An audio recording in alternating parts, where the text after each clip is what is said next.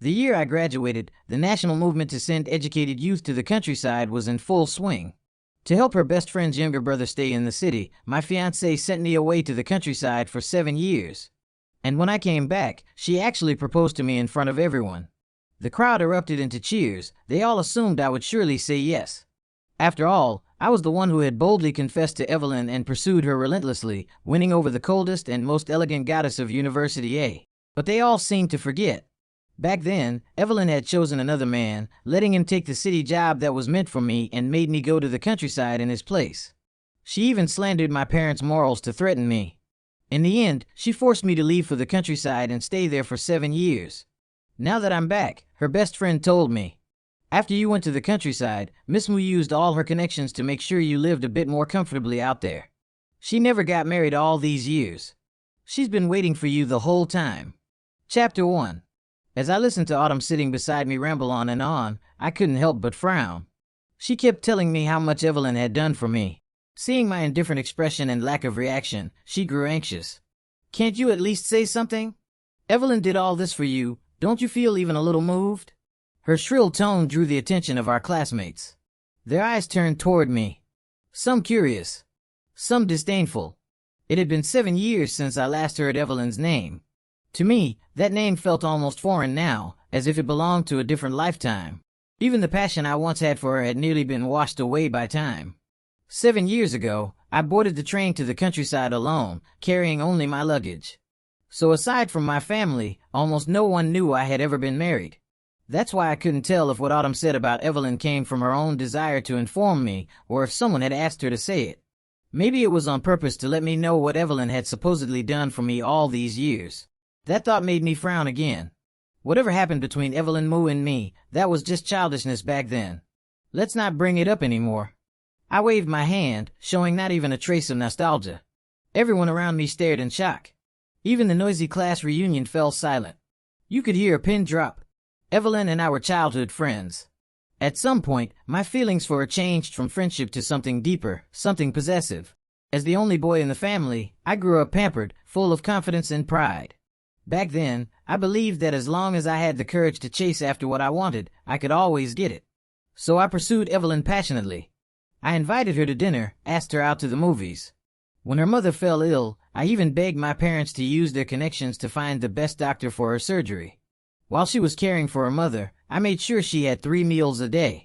Whenever another boy showed interest in her, I'd step in right away and make it clear, this flower was already taken. Even when she dreamed of becoming a teacher, it was my father who helped her get a smoother path into the school system. Eventually, after all my efforts, I won her over. The once cold and distant Miss Moo began to gently remind me to dress warmly, cared for me when I was sick or upset, and comforted me when I needed it. She even tolerated my little moods and occasionally acted cute with me. When people called me shameless or a simp, she'd stand in front of me and defend me with unwavering loyalty. She would take the initiative to invite me to cultural performances during her vacations and proudly introduce me to her friends. I once thought we'd keep walking hand in hand like that forever. Until 3 months before another round of countryside assignments, Jordan suddenly reappeared. He was a boy Evelyn had known in middle school, a beam of light in her heart. But I trusted Evelyn too much to suspect anything unusual between them. In fact, I even treated Jordan like a brother just because he was connected to her. But afterward, Evelyn stopped having time for me, even during her vacations. She didn't even try to meet up anymore. Sometimes when I made the effort to find her, she'd brush me off, saying she was too busy. On our 2-year anniversary, she once again claimed she had school duties and couldn't be with me. But something felt off. Just a few days earlier, she told me she didn't have classes that day. There was no way the school would suddenly assign her work, especially not when they go out of their way to show respect to my father. Suspicious, I quietly went to the school to find her, only to be told she was on leave and not on campus. A colleague of hers said she had gone to the department store. Without a second thought, I rushed straight to the department store, only to see Evelyn Moo and Jordan walking side by side through the mall.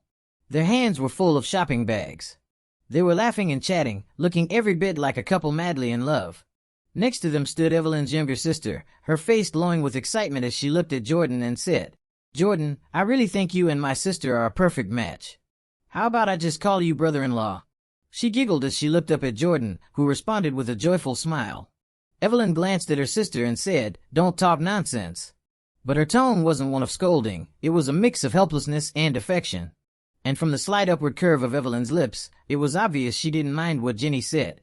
On the contrary, her expression betrayed her true thoughts. A sour ache filled my chest, as if even breathing had become a blade slicing through me. Maybe it was because my stare was too intense. She suddenly turned and spotted me standing not far away. My eyes were clearly red, my expression full of hurt and anger, but she didn't show the slightest intention of comforting me. She didn't even seem the least bit guilty or ashamed. Instead, she looked annoyed. "What are you doing here?" she asked. That sentence completely ignited the fury inside me. As a man with dignity, how could I possibly swallow that kind of humiliation? I strode right up to Evelyn. "This is the urgent school matter you said you couldn't get away from?" I asked, sarcasm dripping from my tone. My attitude clearly irritated her more. She snapped, "Comrade Jordan is a new records administrator. The principal asked me to look after him because we were classmates. I'm here today for official reasons. Can you please get your facts straight before you start interrogating me?" I looked at Evelyn in disbelief. She had always been aloof, but never once did she speak harshly to me, let alone scold me in front of others like this. Realizing her words might have gone too far, Evelyn glanced at me nervously and quickly grabbed my hand to apologize. "Mario, I'm sorry. I spoke too harshly. That's not what I meant." I pulled my hand away, took a deep breath, and tried to calm the fury raging inside me. "Then what did you mean? If you were busy today, you could have just told me. There was no need to lie." I was still angry, but Evelyn reached out again and held my hand tightly in her soft fingers. "I didn't lie to you. I really did come here on a last-minute request from the principal. And also, I wanted to pick out a gift for you, since I haven't had much time for you lately." Her words sent a wave of warmth through me again. It felt like I mattered to her. But then I remembered what Jenny had said earlier, and the bitterness returned.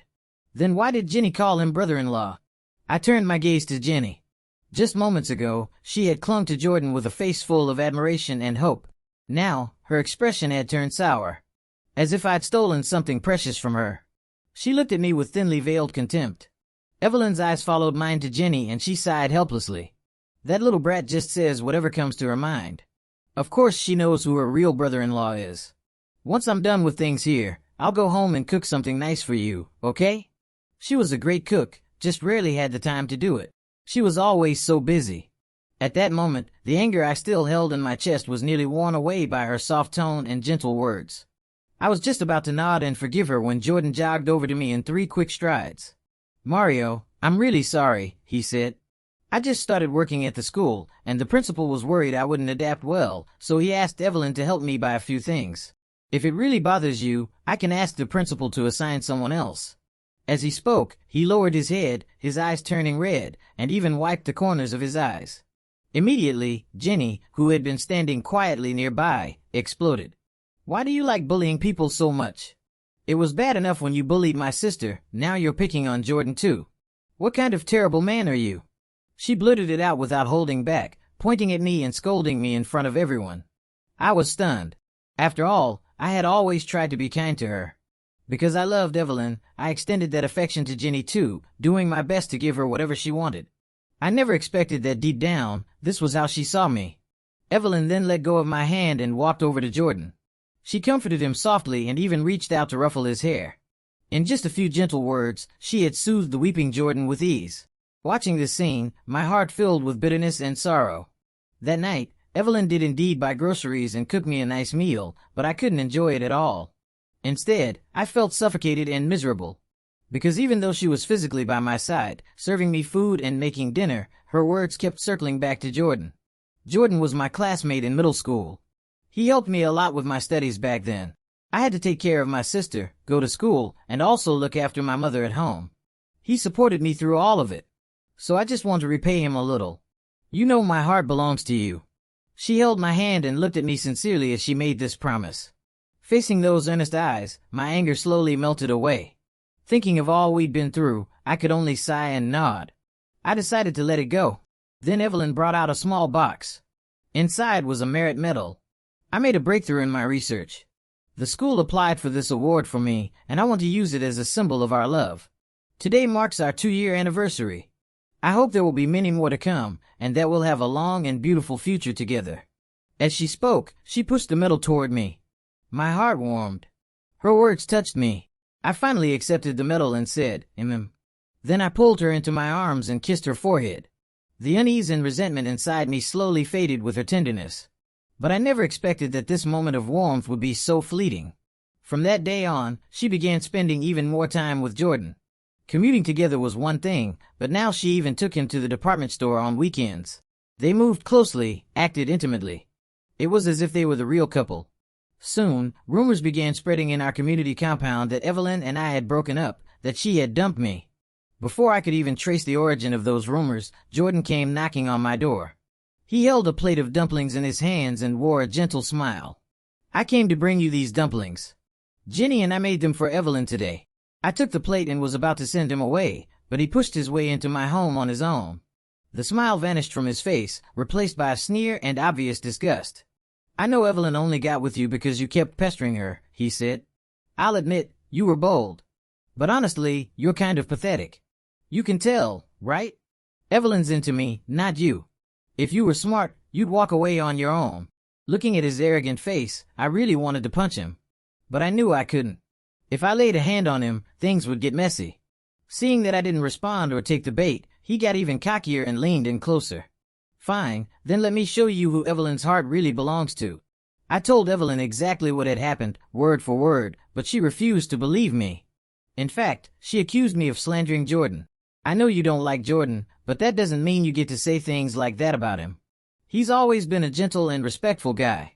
Her voice was laced with anger. Before I could even defend myself, she continued. I always thought you had a bit of a temper, but at least you had good character. I didn't expect you to stoop this low. I'm so disappointed in you. Her words were like a thorn, stabbing deep into my chest. I couldn't believe these things were coming from the mouth of the woman I loved, my fiancée. Chapter 2. I watched her walk away so decisively, and all I felt inside was a wave of cold. You're saying my character is lacking? That I disappointed you? Maybe she didn't know how to respond to my question right away. After a brief silence, she finally said, I'll talk to the principal. From now on, I won't have any more contact with Jordan. I'm also going to be very busy with my research lately, so we probably won't be able to see each other for a while. You should take this time to reflect on what you did wrong. After saying that, she turned and walked off. It made me start to question everything. Should I really be with this person? After all this time and all the sincerity I gave, what did I actually get in return? I was furious. So I stopped talking to her, silent treatment. And sure enough, she was busy. At least, she never showed up in front of me again. Even when I ran into her at the department store a month later, she pretended not to see me at all. Like I was a complete stranger. I used to think one of us would eventually give in first, but instead of an apology, what I got was the official notice. I was being sent to the countryside. I had grown up as the treasured only son in my family. I had just graduated, and my parents had already pulled strings to line up a job for me. But when the list of those assigned to rural development came out, my name was on it. I couldn't believe it. So I went straight to Evelyn. She was in charge of registering the names for the countryside assignment. There was no way she didn't know about this. At the time, she was chatting and laughing with Jordan. They looked just like a couple. Standing nearby were a few others. I recognized them as Evelyn's friends, including Autumn. The moment I walked in, all the laughter and joy in the room vanished. The atmosphere froze, as if none of it had ever happened. Evelyn, I need an explanation. I stared at her, calm on the surface, but my eyes carried deep disappointment. She looked at me, frowning slightly, then let out a sigh. I knew you'd come to me about this. Every family is expected to actively support the rural assignment program. That's not news to you, is it? Of course I knew. I nodded. Then you knew I was on the list, right? Why is my name there, but not his? I had seen the assignment list earlier. Jordan's name had been on it, not mine. But now, his name had been crossed off, and mine was there instead. Evelyn pressed her lips together. Before she could speak, Jordan stepped forward. Mario, I already have a job. Obviously, I don't need to go to the countryside anymore. You shouldn't be suspecting Evelyn like this. You're her fiancé. Saying things like that will hurt her. His words stabbed into me like a knife. I looked straight at Evelyn, lips trembling, eyes locked on hers. So, is that how it is? She glanced at me, and there was something complicated in that look. Hesitation. Inner conflict. And a faint glimmer of resolve. Your family is well off. You have your parents and sister to take care of you. But Jordan, he only has himself. Hearing that, I couldn't help but laugh. This was the girl I had grown up with, the woman I'd loved and cared for over a decade. If I could, I'd rather have never met her. Never loved her. Shaking my head, I took 2 steps back. The disappointment in my eyes seemed to burn her. She reached out as if to grab my hand. But Jordan was faster. He stared at me with smug eyes, a flicker of triumph flashing across his face. But it only lasted a second before Jordan reverted to his pitiful tone. Mario, if you slander her like this, the school might think Evelyn has questionable morals. Do you really want to ruin her future? I was just about to speak, but he interrupted again, still acting wronged. I know you want my position. Your father already came to warn me, told me to get lost and stay away from Evelyn. I'll listen, okay? As he said that, he even wiped a tear from the corner of his eye. Evelyn suddenly looked like something inside her snapped. What did you say? A warning? Autumn quickly nodded. I did see an assistant from Commander Law's office come talk to Jordan. With her confirmation, Evelyn's expression turned extremely unpleasant.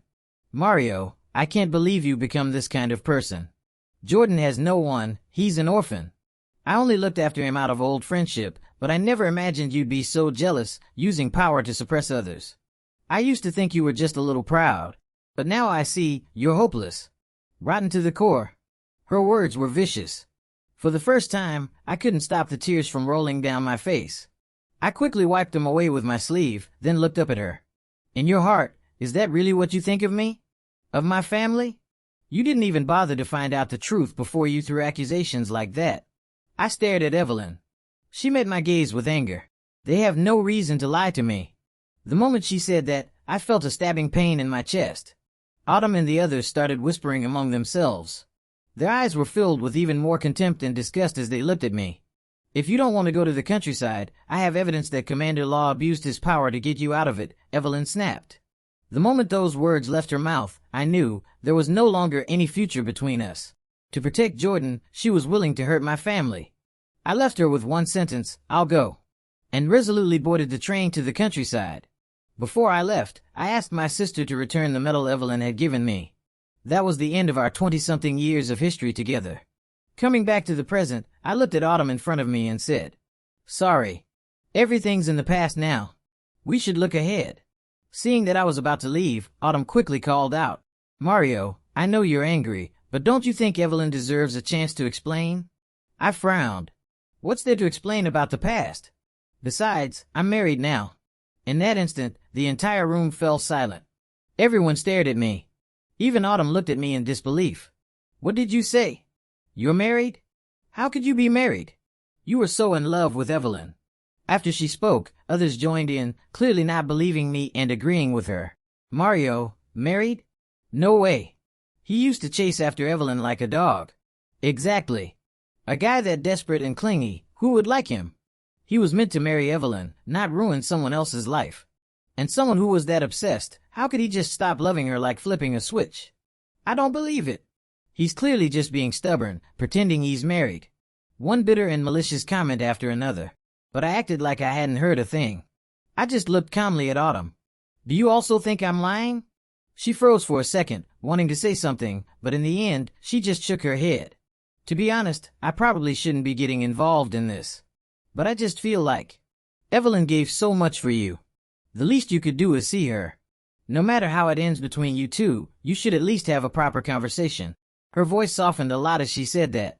But I could see the disbelief in her eyes. After all, I had once chased after Evelyn with everything I had, willing to give her my entire world. Even a man's most basic dignity and pride. But even a love that fervent was ultimately extinguished. As of now, I'm already married. Whether they believed me or not, I knew that even if I explained, they wouldn't believe me anyway. People only want to see what they choose to believe. I remembered I'd promised my daughter I'd be home early to celebrate her birthday, so I had no interest in staying any longer. I stood up, ready to leave. But Autumn blocked my way. You're already here. Can't you wait just a little longer? Evelyn is already on her way. Just as I was about to speak, the door to the private room opened, and Evelyn walked in, slightly out of breath. She was now dressed in a formal professional outfit, with gold-rimmed glasses perched on her nose. Behind the lenses, her already cold eyes seemed even more distant and alluring. She exuded a kind of refined indifference that made people feel they could only admire her from afar. But the moment her eyes landed on me, all that coldness vanished, replaced by a wave of tenderness. She quickly approached, forcing a stiff, awkward smile onto her face. A dry, uncertain smile. "Mario, it's been a long time." A faint blush crept onto her cheeks, and her gaze held a quiet hope. I nodded politely in return. "Evelyn, long time indeed. But not good." Her smile froze on her face. A flicker of sadness crossed her eyes, and her whole demeanor was enveloped in melancholy. "Mario, are you still mad at me? Why are you treating me like a stranger? That's not how it's supposed to be between us, is it? It really hurts me when you act like this." She looked so wounded. In the past, whenever she showed me that face, no matter how angry I was, I'd always end up comforting her. And now, she was trying that trick again. But unfortunately for her, I was no longer the same person I once was. I looked at Evelyn calmly. "Miss Moo, we haven't seen each other in 7 years. And frankly, this distance between us is how it should be. What happened back then, I couldn't forgive. And now, I definitely wouldn't forgive." After saying that, I picked up my things and turned to leave. It was getting late.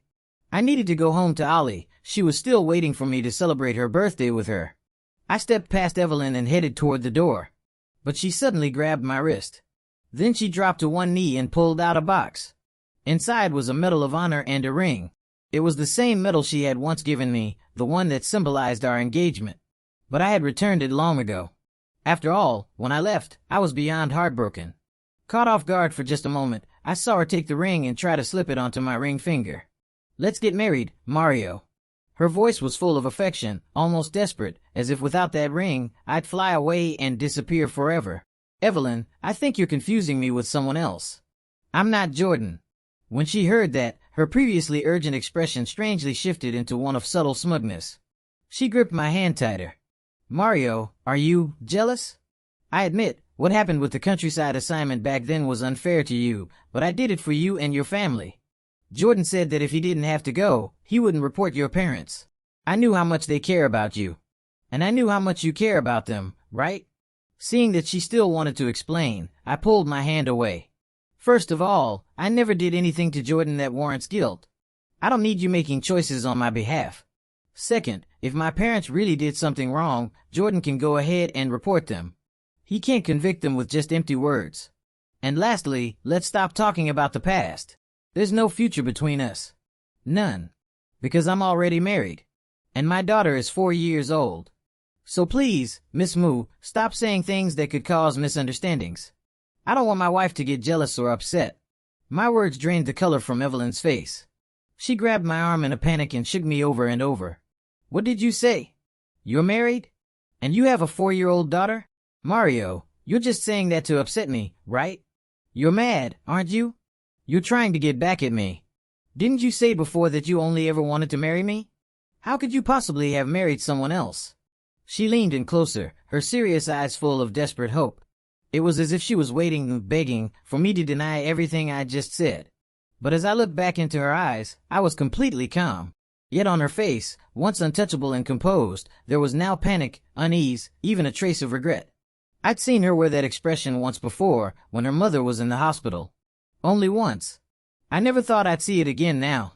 "Mario, why didn't you wait for me?" she asked, her voice carrying a note of accusation and unwillingness to accept the truth. "I was trying so hard to find a way back to you." She spoke as if I had betrayed her. As if I had crushed her great love. "Wait for you?" I asked.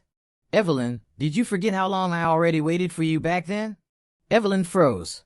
It was as if a long-buried memory had suddenly resurfaced. Her lips parted for a long time before she finally spoke.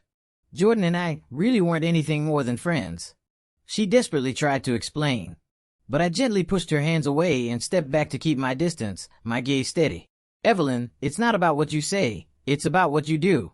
How many times did you argue with me because of him? How many times did you ignore me completely? You lied about being too busy, just so you could go shopping with him. And you think that's love?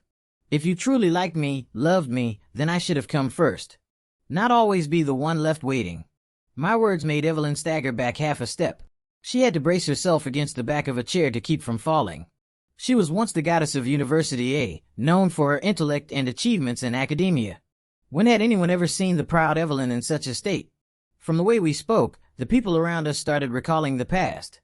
I remember, wasn't it Evelyn who broke off the engagement with Mario and got together with Jordan? Yeah, and didn't she even personally put Mario's name on the list to be sent to the countryside? So why is she acting now like she's madly in love with Mario? If you love someone, shouldn't you protect and stand by them? Some people only realize what they've lost after it's gone. But no one will wait forever. Those comments echoed exactly how I used to feel. But now, those words didn't stir me anymore. I simply looked at the pale, stricken Evelyn and said, Miss Moo, some things are better left unsaid. If there's nothing else, I'll be heading out. My daughter's still waiting for me to celebrate her birthday. You all enjoy yourselves. With that, I turned and walked toward the door. But Evelyn rushed to block my path again. She stared directly into my eyes. But when she met my cold gaze, she instinctively stepped aside. I didn't bother saying anything else and kept walking out the front entrance. Still, Evelyn wouldn't give up. She followed closely behind me. But I paid her no attention and walked all the way to the front gate. Just as I stepped outside, a tiny figure came crashing into my field of vision, sprinting straight toward me. And with a joyful leap, she threw herself at my legs and hugged them tightly. Daddy. Chapter 3. Her voice was crisp and tender, full of pure joy and anticipation. I gently took her little hand and squatted down, wrapping her in a warm embrace. Ollie, did you miss Daddy? I teased her softly while she curled up in my arms. Then, a graceful silhouette entered my vision. Lillian's beautiful, radiant face lit up with affection the moment she saw me. Honey. Her figure was perfectly curvy, even more alluring after having our child. She carried herself with elegance and sensuality. And yet, around others, she always wore a distant, untouchable coldness. A kind of danger that said, don't come close. But now, she smiled warmly and walked up to me, reaching out her hand. I gave her mine, and she gently took it, nestling into my arms. Tired? Her soft voice pulled me out of my daze, her beauty still enough to catch me off guard. I quickly shook my head. Not tired. Even after 5 years of marriage, the spark between us still burned like we were newly in love. Daddy, you can't forget about me just because you saw Mommy. The little one in my arms protested in a babyish, slightly aggrieved voice. Today is Ali's birthday. Daddy has to love me more today. Yes, yes. It's Ali's birthday, so Daddy will love Ali extra today. Let's put Mommy to the side for a bit, okay? I coaxed Ali gently. But someone clearly wasn't pleased. No way. I should always be first in your heart. Her eyes locked with mine, overflowing with a depth of love that pulled me in again and again. Mommy is bad. She's stealing Daddy from Ali. Ali squirmed in my arms in protest. Lillian chuckled lightly and squeezed my hand. Are you cold? Ali didn't see you at home and insisted on coming to find you. That's why I brought her. The restaurant is booked. I thought it'd be just about time to come pick you up. I nodded with a smile.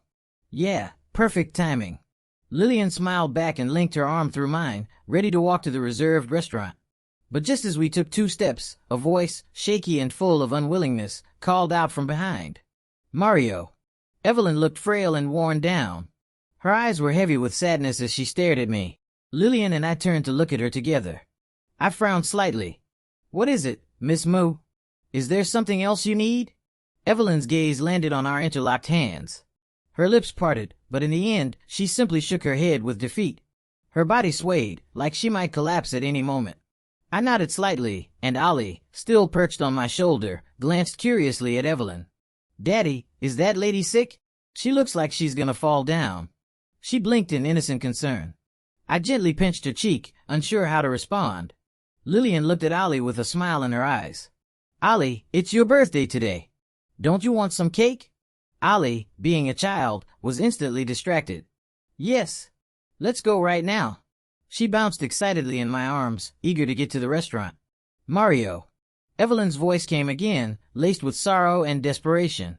Her complexion was pale, and grief swirled in her eyes. I felt a flicker of impatience and was about to speak. But someone stepped in front of me.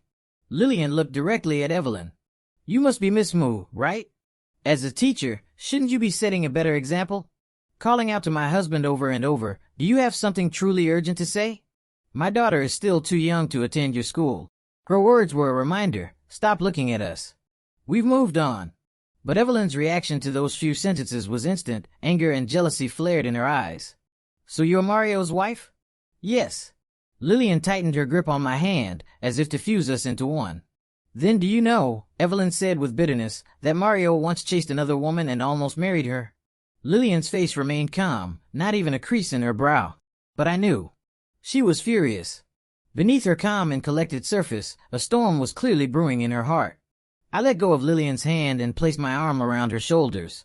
Miss Moo, like you said, almost. What was almost back then is now miles away from anything real. Besides, everyone makes mistakes in their youth. Mistaking a toxic woman for someone precious isn't exactly unheard of. But don't rush to claim that title of toxic woman like it's a badge of honor. That said, I should still thank you. If it weren't for you, I wouldn't have gone to the countryside. I wouldn't have met my wife. Because of you, I now have a happy marriage and a woman who looks at me like I'm her whole world. So I'd advise you not to try and mess with what I have with my wife. Because nothing, not even you, can come between us.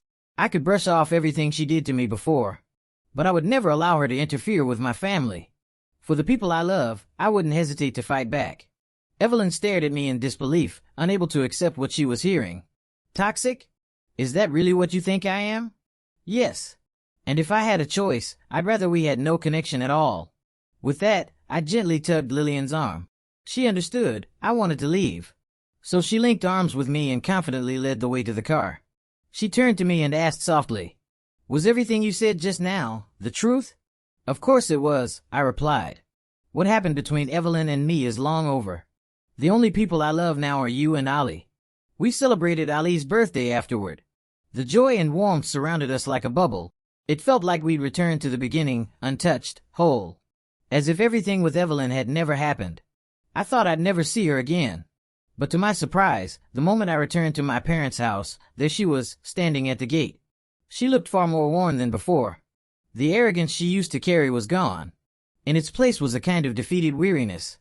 I didn't expect her to ambush me like this, and a wave of impatience surged in my chest. "Evelyn, what do you want now?" That last encounter had left Lillian clingier than ever. She tortured me half the night afterward. Nearly drained me dry. Now, every time I saw Evelyn, it was like seeing a damn plague. Honestly, I wanted nothing to do with her. But I knew if I didn't deal with this, she'd just keep showing up, invading every corner of my life. "Mario, just give me a chance to talk properly with you, please." Her voice trembled with pleading. "There's nothing for us to talk about." I shook my head. But she still didn't give up. "I know. I was wrong back then. I shouldn't have doubted you because of Jordan. I shouldn't have crossed out his name and sent you to suffer in his place. I cut her off before she could finish. The past is the past. There's no need to keep digging it up. We should be looking forward, not drowning in what's already over." The disgust and impatience on my face didn't go unnoticed. She saw it, realized I truly didn't care anymore, and panic spread across her expression. "Mario, I'm truly sorry. Back then I was just angry. I couldn't believe you would actually do something like that. Jordan was my classmate. He was well-behaved, smart, and all alone. I just instinctively leaned toward him. I know it was my fault." Her words made me laugh coldly. "Evelyn, you say he was your classmate, smart and moral. But what about me? I grew up with you. I treated you well, didn't I? Maybe I was a little spoiled, a little stubborn, but I never did anything dishonorable. So why was his word trustworthy, but mine wasn't? In the end, it's simple. You wanted to believe him. You chose not to believe me. Or maybe, the truth is, by that point, your heart had already tilted toward him." When she heard what I said, Evelyn scrambled to explain. "No, it's not like that. I really just saw him as a classmate and wanted to help him out. I've been waiting for you to come back all these years. I've always hoped we could be together again. Mario, in this lifetime. I only want to be with you. I know I made mistakes in the past, but please, I'm begging you, give me a chance to make it right." She was practically pleading, but all I felt was exasperation. "Evelyn, is that all you wanted to say?" My words stunned her. For a moment, she didn't know how to respond. But seeing the calm and indifferent look on my face, she suddenly grew uneasy. "Mario, do you really think none of this matters? For 7 years, I've been thinking about how to bring you back. I've thought of you constantly. I've waited." She looked into my eyes like she was searching for some trace of softness. But I could only shake my head. "Evelyn, you were the one who allowed Jordan to cross boundaries." My words left her visibly shaken, her eyes flickering with guilt. I gave a cold laugh. "Let's be honest, Jenny's attitude toward Jordan came from you, didn't it? Without your silent approval, How would she have dared to call him brother-in-law right in front of you? You've always known how to handle inappropriate feelings from others. Sometimes even too harshly, and I used to admire that about you. But with Jordan, you always looked the other way. So even if it hadn't been him, there would have been someone else eventually. I took a deep breath and didn't let her interrupt. In the past, I gave you all my love, but I also have the right to take it back. Now, I only love my wife, my daughter, and my family. They're the ones who truly matter to me. I hope you'll stop showing up in my life. Stop disrupting it. With that, I turned and headed toward my parents' house. But Evelyn chased after me again and grabbed my arm. Yes, I did have some feelings for Jordan, she blurted, but it was because we had fought and he showed up at just the right time. He calmed me down. But please believe me, I've only ever loved you.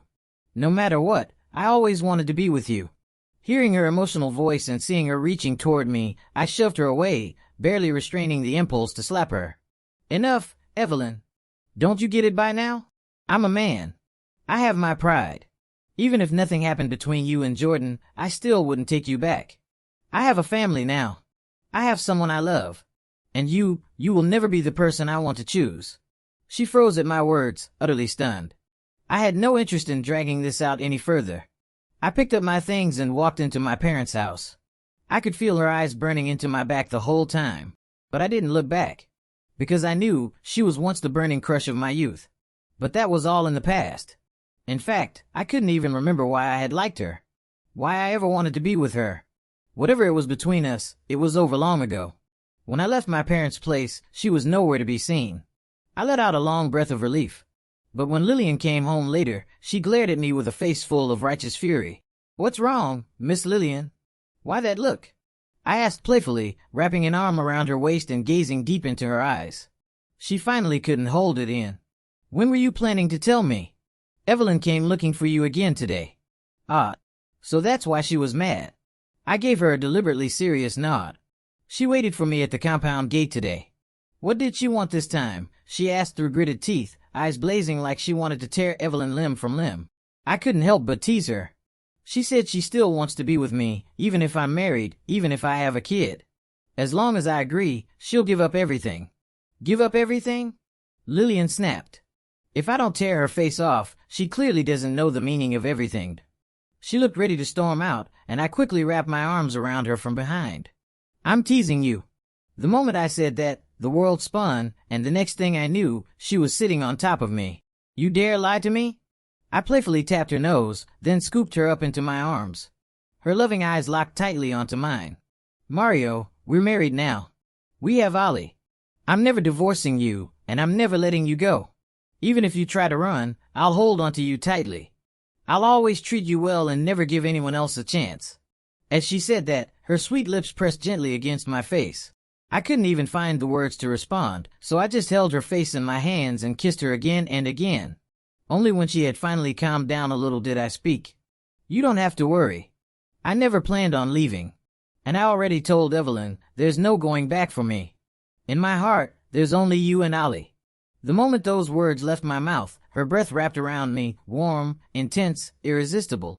All I knew was that night, she nearly drained me dry. After that, Evelyn really did vanish from my life. She was reassigned to a different city. Whether she requested to transfer herself or someone else pulled strings behind the scenes, I never found out. But to me, either way, it was a good thing. As long as it brought peace to my wife's heart, as long as it made her happy, I had no objections. One year, during the spring festival, I happened to run into Evelyn outside my parents' house. She had grown much thinner. We only exchanged a brief glance, and then, as if by silent agreement, turned away from each other. I knew then, whatever story we once had, it was long over. All I wanted now was to cherish the people by my side and protect this family I'd built with everything I had.